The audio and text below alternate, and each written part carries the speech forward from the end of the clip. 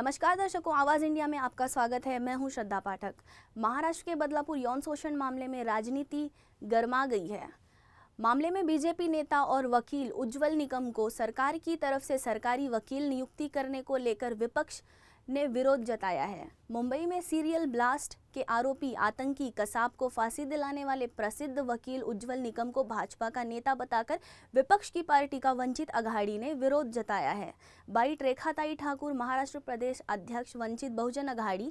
आदर्श विद्यालयाचं संचालक मंडळ हे भाजप आणि आरएसएसशी संबंधित आहे आणि त्यामुळेच खरं तर लोकांना राजकीय हस्तक्षेपाची भीती वाटत आहे। या पार्श्वभूमीवरती उज्जवल निकम हे गेल्या लोकसभेमध्ये भाजपचे जे उमेदवार राहिलेले आहेत त्यामुळे ते एक हितसंबंधी आहेत आणि त्यामुळे याच्यामध्ये राजकीय हस्तक्षेप होऊ नये आणि ही संपूर्ण प्रक्रिया पारदर्शी राहावी अशी खात्री लोकांना मिळावी यासाठी उज्जवल निकम यांची ही नियुक्ती सरकारने रद्द करावी अशी मागणी वंचित बहुजन आघाडी करत आहे।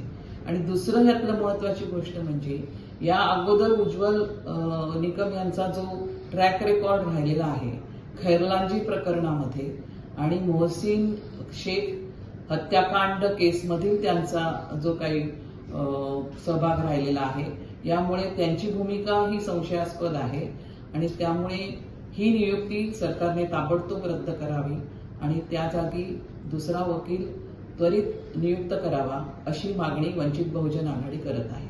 वीडियो जर्नलिस्ट शिवाजी काले के साथ अंजनी कुमार मिश्रा की रिपोर्ट।